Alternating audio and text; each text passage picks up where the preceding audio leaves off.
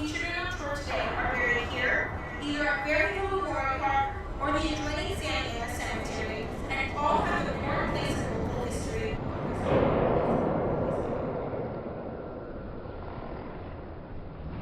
Two young starving artists, Jean Goodwin and Arthur Ames, were commissioned to design and create mosaic murals for the school.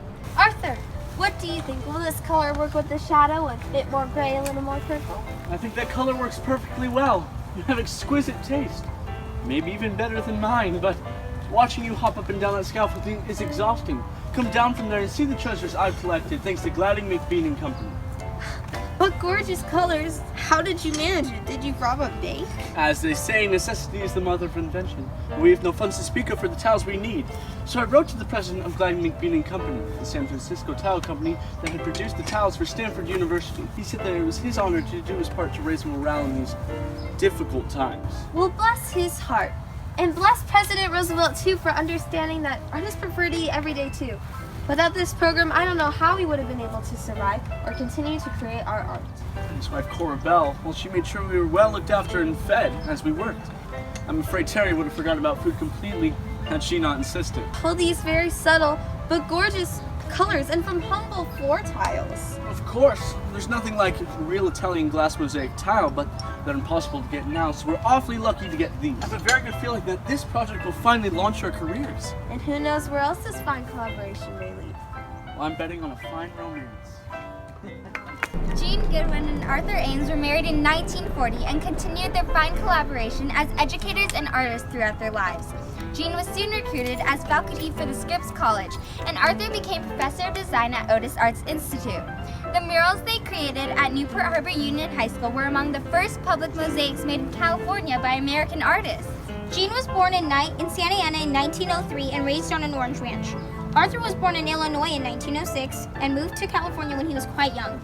Though this is not their final resting place, they have an important connection to renowned local historian Terry Stephenson, who is buried here. Among their first collaborations after meeting at graduate school at USC, Jean and Arthur created woodcut illustrations for Stephenson's first book, Caminos Viejos, which retraced the trials of El Camino Royal.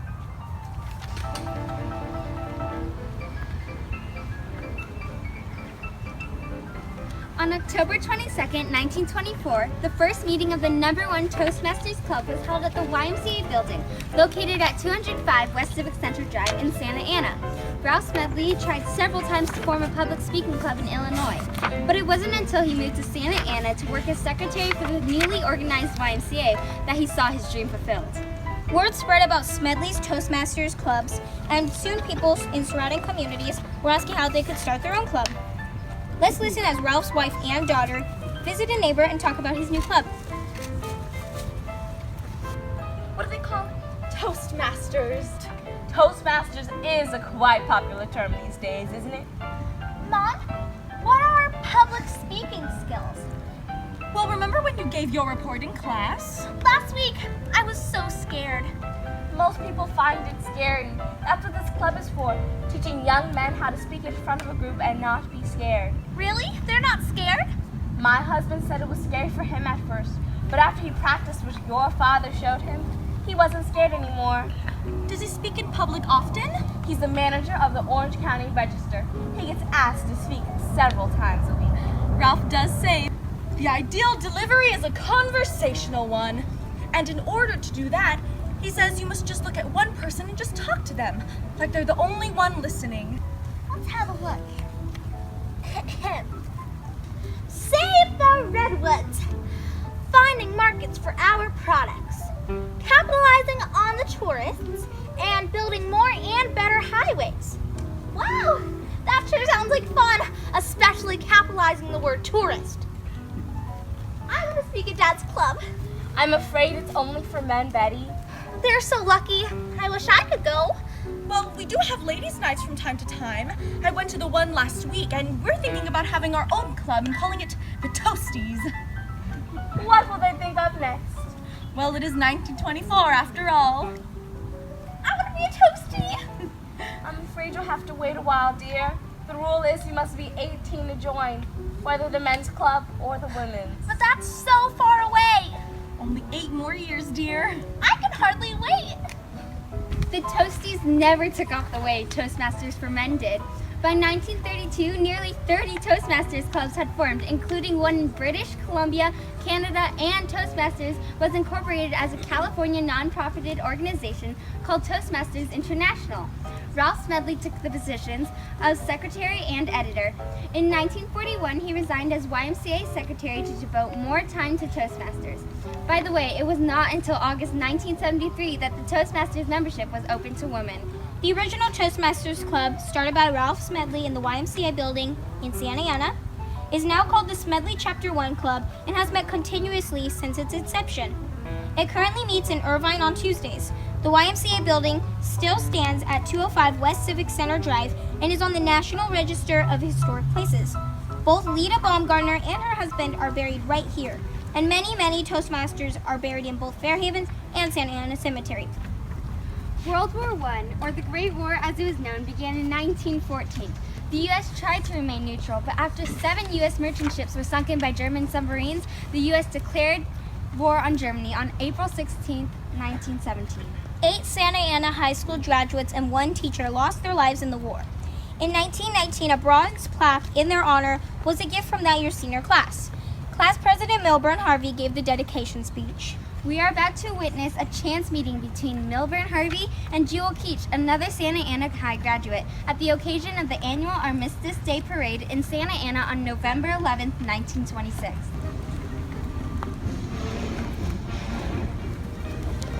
Pardon me, miss. My eyes deceived me, or is that Jewel Hickox I see? My, it's been... How long has it been? Milburn Harvey! I don't even remember the last time our paths have crossed. Certainly it has been a while. I am Miss Dana Keach now. Dana and I have been married 3 years and live in Glendale now. And what have you been up to all these years? After high school, I went on to college, then to law school. I moved back to Santa Ana and joined my father's firm. The work keeps me quite busy. And what brings you to Santa Ana on this fine day? Dana and I have a 2-year-old daughter named Joan. My mother and Dana's mother do not think they get to spend enough time with her, so I try to come down and let them visit when I can. Gives me a break too. And when I heard the Armistice Parade was to be held in Santa Ana this year, I felt it was a great opportunity to come and honor those who lost their lives in the Great War. And since my mother was more than willing to watch Joan, I felt it was a great opportunity. Oh look! Here comes Company L Drum Corps. We are so proud of Company L and all they've done over the years. So many passed over the years as well. Such a passion you have for remembering those we lost. Was anyone in your family lost in the war? Milburn, surely you remember Kara. Such a sad story, how can anyone forget? Oh, Julie, you simply must forgive me for being so insensitive. Dana graduated before I started high school, so we never really knew each other. I mean, I'd run into him occasionally, but I never knew that you two were married, and I didn't know Kara at all, except for her story dedicated to the memorial plaque back in 1919. But I never knew that she was Dana's sister. I didn't know her well either, since Dana and I were not dating at the time, but I have gotten to know and admire her through the stories told by her family. She was teaching high school domestic science when the war broke out. She felt a calling to do her part, so she left midway to go study nursing. And by summer, she was on a ship headed to France with other nurses from Orange County. Shortly into the journey, she wrote Mother Keach a letter saying all was well. It sounded more like a vacation than it did a trip to war. But shortly into the journey, she did contract influenza. Many caught sick on the journey and were rushed to the hospital right after they landed. Kara died on October 15th, nearly 1 month before her cheery letter reached home. Kara died of heroin, but her family does miss her. I assume she was buried overseas then? At first, yes, but then her family wanted her home. So in 1920, the Army granted their wishes and they brought her back here to Santa Ana. Not only was she the only nurse to die in the war, but the only one to make the ultimate sacrifice to come home. October 1918 was a hard month for Santa Ana. Not only did we lose Kara that month, but around the same time, Charles Deaver was taken prisoner in France. Mr. Deaver, he was always one of my favorites. So handsome, all the girls swooned over him. But we were so grieved to find out that he went missing. What happened to him? Ah, yes. It wouldn't be a parade in Santa Ana without the Saints playing the Saints. An old Amish band sounds wonderful this year. But about Charles Deaver, they finally did find out what happened to him. And it's such a strange story. Really? I thought he was either killed by gunfire or nerve gas during the Battle of Argonne Forest and most likely buried in an unknown grave. Well, some thought he died, while others thought he was injured but survived and taken prisoner. Now that turned out to be the truth, though it did take 2 years to learn of it. And what a bizarre turn of events. Sounds intriguing. Don't keep me in suspense. Well, he was injured, suffering from both shell shock and effects of the gas.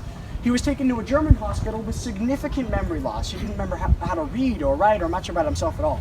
He seemed to be recovering, but nearly 2 months after he was injured, he collapsed and died on hospital grounds. It's possible that his injuries were far more extensive than it had previously been thought. Surprisingly, the Germans buried him in a marked grave with full honors. Wow, that's an amazing story. But how did it come to be known? That's the strangest part of all. Early 1920, his parents received an anonymous letter from a man in San Francisco who said he'd recognized Deaver from a bulletin posted there.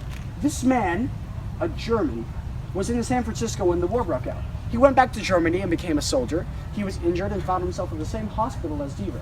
After realizing that they both had connections to California, they soon became friends. He was there when Deaver died.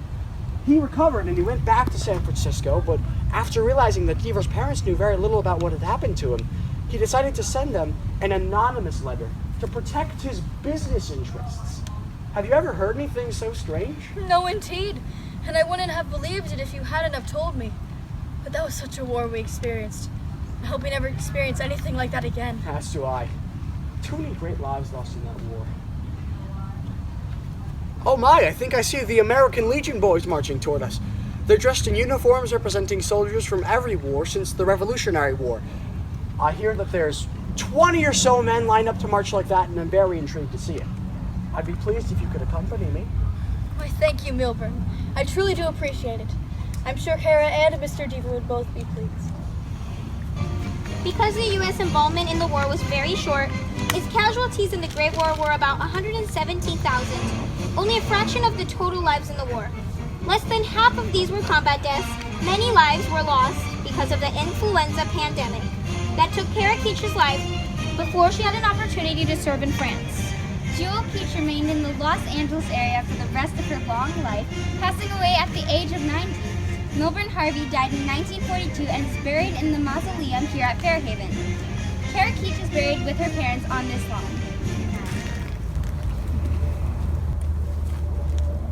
Mr. Knott, thank you for sparing a few minutes of your busy day to meet with me. I understand you started growing the boysenberry back in the 1930s. Is that correct? Yes, that happened over 25 years ago, but it almost didn't happen. What do you mean? Well, it's a bit of a story. In the 1920s, I was farming berries on the land that is now known as Knott's Berry Farm. I had a berry market, and my wife Cordelia ran a small tea room. Back in those days, our business was called Knott's Berry Place. Anyways, I experimented with berries grown all around the world and across the U.S. I was always on the lookout for a new berry to sell to the customers. So that's how you found out about boysenberries. Not exactly. In 1932, a fellow named George Darrow came to see me. He worked for the U.S. Department of Agriculture and was a specialist in berry breeding and hybrids. He came to see me about a large reddish-purple berry grown on the farm of Rudy Boysen in Northern California in the 1920s. The trail ran cold when George found out that Rudy was now living in Southern California. Apparently George thought I knew all the berry growers from San Diego to San Francisco. So what happened then? Well, I told George that I didn't know about this Rudy Boysen, and I hadn't heard about this berry either. But, as you might have imagined, the description of this large new berry intrigued me. So did you track down this man Boysen? Eventually, yes. I told George I'd put out feelers about Boysen and tell him if I found anything. Well, the local berry growers here didn't know him, so I looked in the phone book. And lo and behold, a description for a Rudy Boysen. I called him, and he was our man. So I set up a meeting for Rudy Boysen, George Darrow, and me. Mr. Boysen, it's a pleasure to finally meet you. I've been trying to track you down for years. Are you still growing that large new berry I heard about? Unfortunately, no. My life has had some twists and turns since I developed the berry in Napa several years ago. The berry you're referring to crosses a blackberry, a loganberry, and a red raspberry. Gosh, that combination sounds like quite the interesting berry. It sure was. I brought some of the vines with me when I moved to Southern California and got them to bear fruit. They were huge, delicious berries, but I couldn't turn them into a commercial success. Then I broke my back in an accident and turned my attention to oranges. Now I have steady work as the park superintendent for Anaheim. Well, I was hoping you were still growing those berries. So why did you want to meet us here? I actually grew the berries here when the farm and grove were owned by my in-laws. Could you tell us where the berry vines were grown? Could some of them have survived? Well, they were pretty resilient, maybe so. Some of the berry vines were grown over there. That field's choked full of weeds. It hasn't been tended to properly. Wait! I think I see a vine in the weeds. And there's another one. They look pretty frail, but I think they're still alive.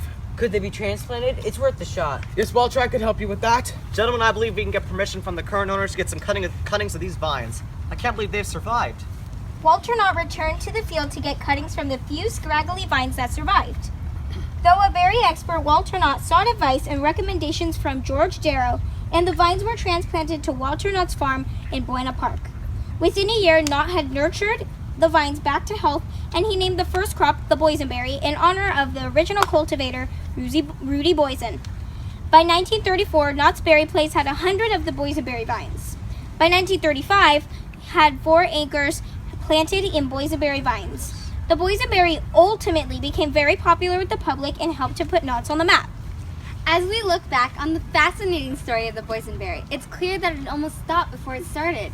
The boysenberry could have easily been lost forever to history if not for the persistent efforts of 3 men: Rudy Boysen, the original cultivator, George Darrow, the classically trained horticulturalist, and Walter Knott, the self-taught berry expert. Today, the boysenberry is primarily grown on smaller farms in the United States. New Zealand is now the world's largest producer and exporter of the boysenberry. Walter Knott's oldest daughter, Virginia Knott Bender, is buried here in Fairhaven, Lawn J. You'll notice that we are about to cross over into the Santa Ana Cemetery, which was founded in 1870. When this cemetery was opened, graves that were located in earlier burial grounds in central Santa Ana were moved here. This location is now operated by the Orange County Cemetery District and consists of 29 acres of monuments, majestic trees, and green lawns.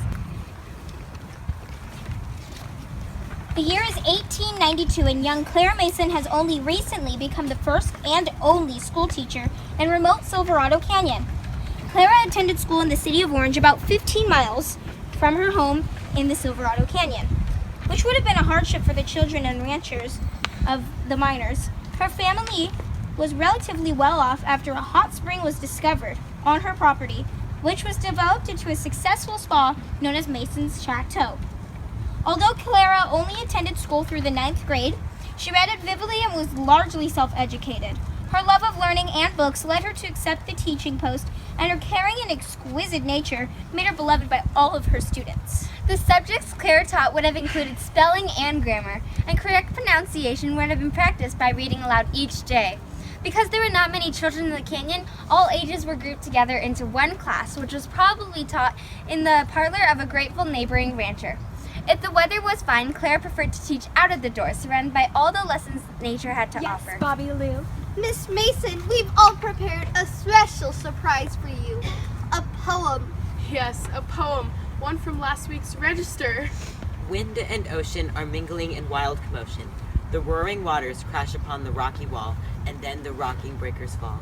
And in a forward rushing motion, Amethyst, emerald, deep sapphire, chips of diamonds, sparkling fire, sprinkle o'er the milky play of opal here these shallows display. What a lovely surprise.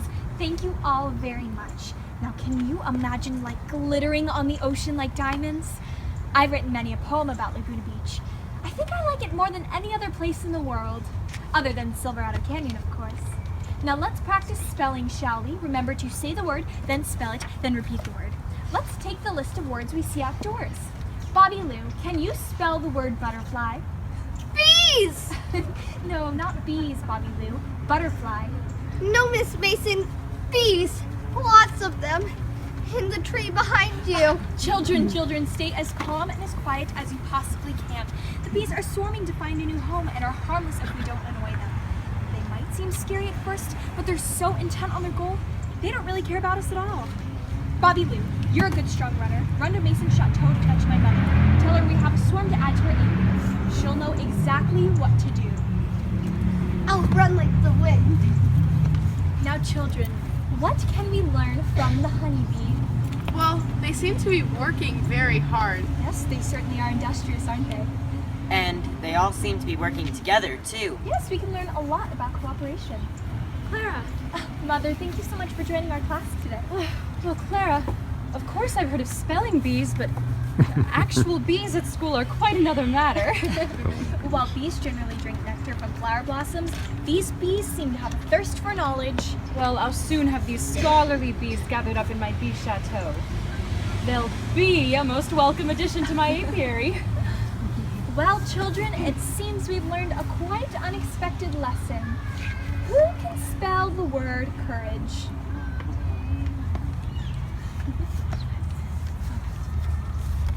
You may remember Clara Mason's story from a previous cemetery tour and a scene focusing on her artistic talent.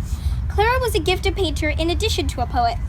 In 1896, she left her home in Silverado Canyon to travel to Cooper Union High School for Women in New York City to study art. It's not hard to imagine how she found the courage to strike out on her own with the example of her self-reliant mother, Nancy Mason. At the age of 30, Clara married George Fox, a young man from the nearby Bell Canyon. Clara's parents had a troubled marriage, and Clara's reluctance to marry until well into adulthood may have been the result. Clara and George remained happily married until George passed away in 1951 at the age of 77. They are buried side by side here in the pioneer section of the Santa Ana Cemetery. The author is once again indebted to Lorraine Passero, married to Clara's great-great-nephew and author of Clara Mason Fox, pioneer, painter, and poet of Orange County, California, for illuminating many of the details of Clara's life.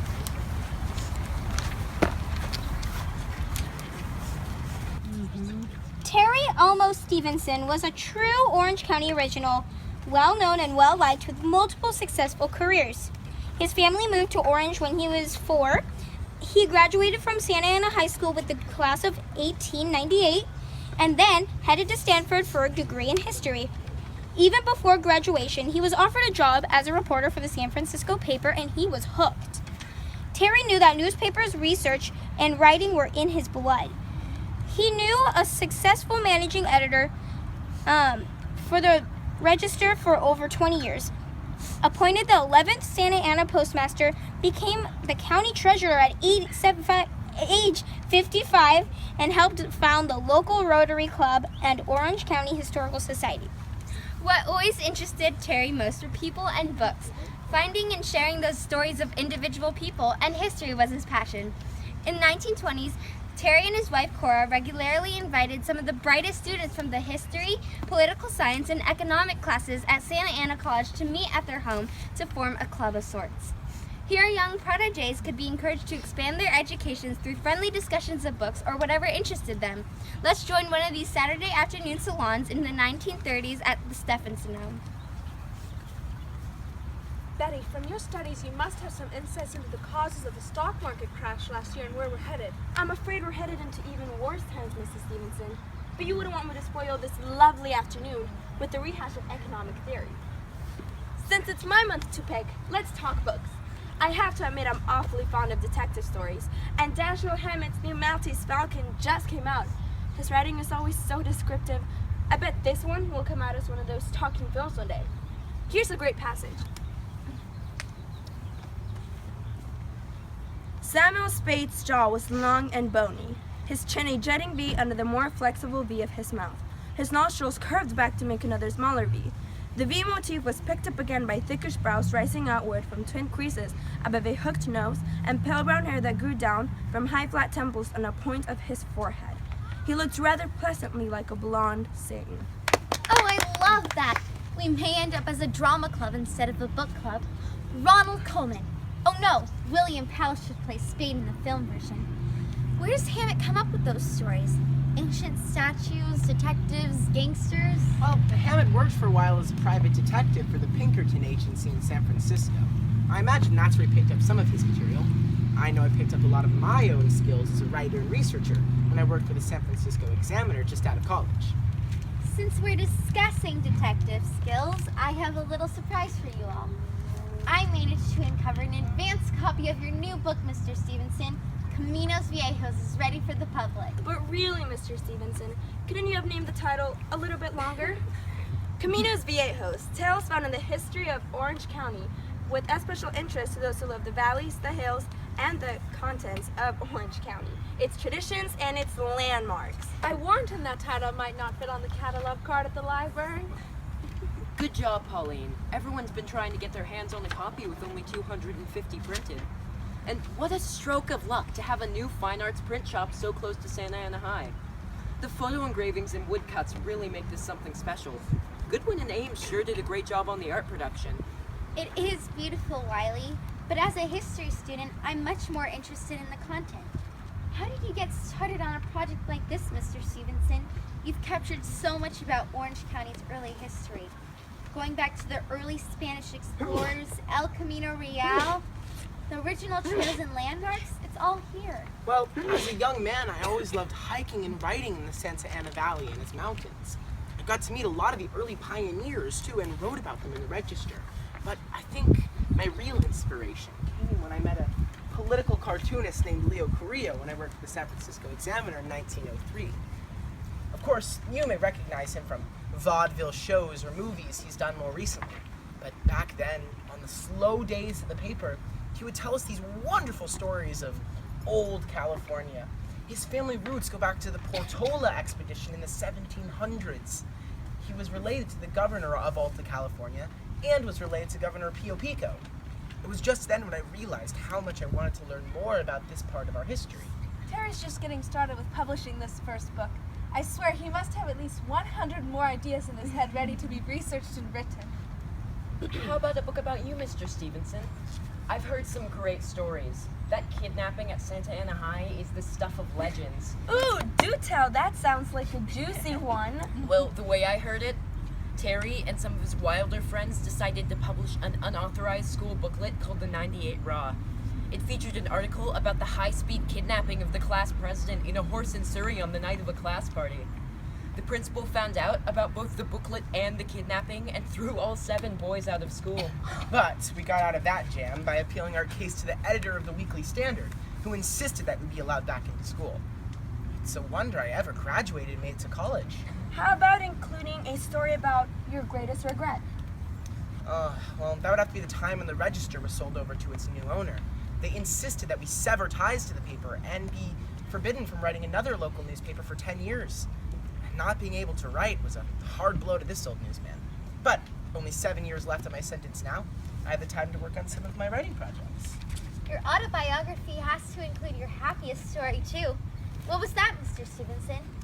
The birth of Terry Jr., your graduation from Stanford, or your first publication? So many happy memories. But it was my second newspaper job in Fresno that yielded the happiest and most important story of my lifetime. The discovery of a lovely and fellow staff member, Miss Cora Bell Snyder, the love of my life. Will you look at the time? I've got to go to work on a paper. Thank you again for inviting us. It's been so nice seeing you both again. I know exactly who should play Mr. Stevenson when the movie of his life comes out. William Powell, of course. No, you said Powell was taking to play Sam Spade. Pauline, you sure seem to have a thing for William Powell. People will start to talk. Another successful afternoon at the Stephensons. Terry Stevenson went on to write more books and dozens of articles about local history, earning him the title of Orange County's unofficial historian. Terry passed away in 1943, a year after his beloved Cora Bell. The Register commented few persons equaled Terry Stevenson in his ability to make friends. So beloved was this man that the Orange County community banded together to collect steel for construction of a Liberty ship in his name as part of the war effort. In June 1944, the ship Terry E. Stevenson was launched into the waters of San Francisco Bay. Terry and Cora are buried together at the site of the first scene today's tour. While Betty and Pauline are imagined characters, J. Wiley Carlisle was indeed a participant in the Stephensons Book Club. Wiley later became the Orange County Recorder and was very active in the Orange County Historical Society. He is buried here at this location. In case you are wondering, there are at least 3 versions made of the Maltese Falcon, but none starring William Powell. Until 1849, when Elizabeth Blackwell earned her MD, the only physicians in the United States were men. Medical schools refused to admit women, and male obstetricians had even largely replaced midwives. As late as 1871, the president of the American Medical Association claimed that women were morally unfit to practice medicine, and women were not admitted as AMA members until the early 20th century. Those schools that did begin to accept female students found that the women were subject to harassment and scorned by their male peers. Those who did earn their degrees often found themselves blocked from internships and hospital privileges. Attitudes slowly began to change, and by the 1880s, more medical schools began to accept female applicants. Orthodox medicine was also changing, challenged by reformers and proponents of alternative methods. Homeopathic medicine, developed by German physician Samuel Hahnemann, became widely popular in the United States. Homeopathy advocated exercise and diet and the use of very mild doses of drugs that created symptoms similar to disease to cure it. Let likes be cured by likes. At a time when standard medical practice advocated bleeding, purging, and large doses of harsh drugs, homeopathy offered a refreshing alternative that was especially attractive to women interested in medicine. Mrs. Willella Howe is one such interested woman. She is from Santa Ana, California, and in 1883 is enrolled at the largest homeopathic training institution in the world, Hahnemann Medical College of Chicago. Let's join her at Chicago's Jackson Park as she prepares for next week's classes.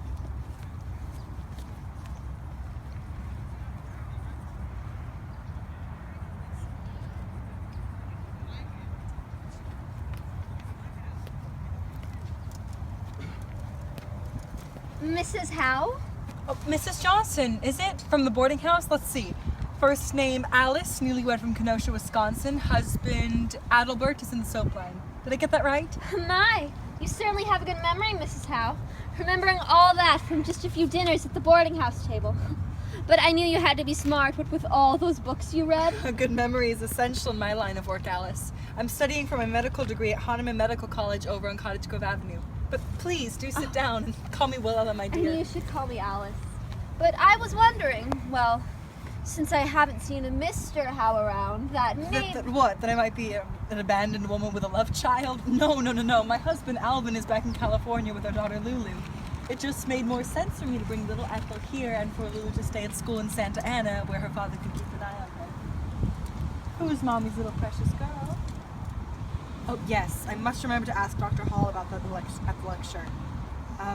Excuse me, Alice, what were you saying? But a female student, I thought that... That only men went to medical school? Hahnemann started accepting women almost 12 years ago, and now there are several more women in attendance, even some from your neck of the woods. I do believe my classmate Ann Churchill is from Wisconsin, too. These are wonderful times for women, Alice. A few years ago, the only suitable option was teaching, and I too started out as a teacher, at first in San Francisco and after my marriage in Southern California. But it's beginning to become acceptable for women to enter all sorts of professions, including medicine and not just as nurses. But here I am going on about myself. What plans do you have for the future, Alice? Plans? Well, like any woman, I cannot wait for us to have a little house of our own someday, and I'm so very excited to be a mother. Oh, you are hungry, my darling. And you do seem to like this new Nestle formula. Oh, Alice, trade with me and take over. Yes, in pediatrics class, I must remember to ask about the sugar content of 27 commercial infant formulas. You were talking about being a mother, and I would have to agree. It's one of the most important and challenging jobs a woman can take on. Raising healthy and happy children is vital and contributes to our own happiness. Can I confess something to you, Willella? My mother, she died at a young age, and I grew up as an only child. I'm more than a little afraid of childbirth, and I feel like I know nothing about taking care of a baby. My dear, I think lots of women feel that way at first. What takes away our fear is education and experience. Alvin and I were back at Hahnemann a few years ago so he could get a second medical degree specializing in homeopathy, and I was taking classes to learn to better assist him in his practice, but then I realized I could be doing so much more to help women by becoming a doctor myself. Not only could I treat their illnesses, but I could provide advice based on my own experience as a woman and mother. And so here I am, back in Chicago. Which reminds me. Do you think that you could teach me a thing or two about taking care of a baby? I hate to ask, but with you being so busy with your schooling and all, but I just feel so ignorant. Like, I have no idea where to start. But my dear, you've already started learning. Just look at how well you're doing with my little Ethel. Lesson 1. Soothing. Sometimes the very best way to learn is through experience. I wondered, do you think you might be able to help me take care of Ethel from time to time? The balancing act of mother and student can be such a challenge that I would so appreciate your help. That would be wonderful. When can we start? Well, I would love to share my latest reading on modern trends in diapers and in the treatment of rash. Burnt flour versus powdered vegetable sulfur, linen versus cotton flannel.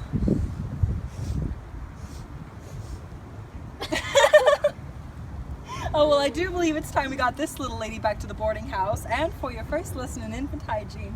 Before we go, I must ask, what is your secret to managing all of this? Being a woman, becoming a doctor, and raising a family? You seem like a woman with unearthly powers. How do I do it? Well, all it takes is a little organization and some help from my friends, Alice. Well, Ella received her MD from Hahnemann in 1886 and returned to Santa Ana to begin her practice. She was the first woman physician in Santa Ana and the second in Orange County. 2 years later, she returned to school to receive advanced training in gynecology and specialized in maternity cases, delivering over 1,000 babies during her 43 years of practice. With the help of her many friends, Dr. Willella never slowed down in her busy life. She became president of the Southern California Homeopathic Medical Society, lectured on obstetrics at Santa Ana Hospital, wrote scholarly papers, and was active in her church and many civic organizations. In 1923, her 42nd year of medical practice, the doctor was interviewed by Santa Ana Daily Register for a series of the pioneers of the city. Curiously, she said, discussing the fight that she made to establish herself in Orange County, some of those who fought me hardest have become my best friends. It was hard to understand that a woman, even in that early day, had the right to take her place alongside male practitioners and make a business of treating the sick. Dr. Willella Howell Waffle was still practicing at age 70 when she died at the bedside of a patient. She's buried in the Evergreen Cemetery in Los Angeles next to her husband, Alvin. Her daughters, Lulu Howe Huff and Ethel Howe Whitted, are here in Fairhaven Mausoleum. The Fairhaven Mausoleum opened in 1916 and features European and South American marble and beautiful stained glass windows. Many of Orange County's pioneers have found their final resting places in this mausoleum. The chapel has wonderful acoustics, and because of this, Charlton Heston recorded the voice of God here for the Ten Commandments. The Ebell Society was founded in Oakland in 1876, named in honor of Dr. Adrian Ebell, who supported advanced education opportunities for women. The Santa Ana Valley chapter was organized in 1894, only third in all of California. Ebell's focus on education activities included programs and lectures on a variety of topics and sections, which were subcommittees formed to learn more about a particular topic of interest. They sponsored philanthropic projects as well. The Santa Ana Register reported early in 1920 that group numbered nearly 350 and were expected to outgrow that venue by mid-year. Dreaming of a home of their own, the industrious ladies of Ebell formed a committee and started a building campaign. In 1921, the ladies decided to put together a major fundraiser to fund their building project. The result was a 3-night run of A Night at Coney Island at the Yost Theater, which featured over 200 prominent citizens of the city. We are privileged to get to enjoy a part of the show and even get to eavesdrop a bit on the performance backstage. Please welcome to the stage our very own Gertrude Whitney in her debut performance, singing the popular new tune, After You've Gone. After you've gone and left me crying, after you've gone, there's no denying you'll feel blue, you'll feel sad, you'll miss the dearest pal you ever had. There'll come a time, now don't forget it, there'll come a time where you'll regret it someday. When you feel lonely, your heart will break like mine and you'll want me only. After you've gone away.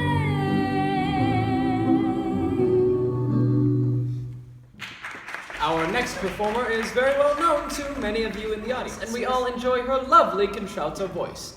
Tonight, she'll be singing a rendition of Cole Porter's Old Fashioned Garden. One summer day, I chanced to stray to a garden of flowers blooming wild. It took me once more to the dear days of yore, and a spot that I loved as a child. There were the flocks, tall hollyhocks, violets perfuming the air, frail eglantines, shy columbines, and marigolds everywhere. It was an old-fashioned garden, just an old-fashioned garden, but it carried me back to that dear little shack in that land of long ago. I saw an old-fashioned missus getting old-fashioned kisses in that old-fashioned garden from an old-fashioned boy. While I'm a Tone Deep is a fictional character and a tribute to real-life Florence Foster Jenkins, Gertrude Whitney, Mary Van Cleve, and Ellen Slaybaugh really did take part in Evil's A Night at Coney Island, and Ellen really did perform an old-fashioned garden in the show. The performance was apparently part of a very successful fundraising campaign, and 2 years later, on October 23rd, 1923, the Ebell Club broke ground at the site of the new clubhouse and opening ceremonies, and the first meeting was held there on May 26th of the following year. We hope you enjoyed touring these beautiful grounds and visiting the fascinating people who lie rest here. Please take some time to walk through the mausoleum and visit other areas of the cemeteries on your own. The sales area has books on local history and other interesting items for purchase. If our glimpse into early Orange County history has you interested in learning more, we invite you to visit the 2 museums of the Santa Ana Historical Preservation Society, the Dr. Willella Howe Waffle House and Medical Museum at the corner of Sycamore and Civic Center Drive, and the Santa Ana Fire Museum has an active fire station at the corner of Walnut and Sycamore. Please check our website at santaanahistory.com for information on dates and times of our open houses and other events. Thank you for joining us today and supporting the efforts of the Santa Ana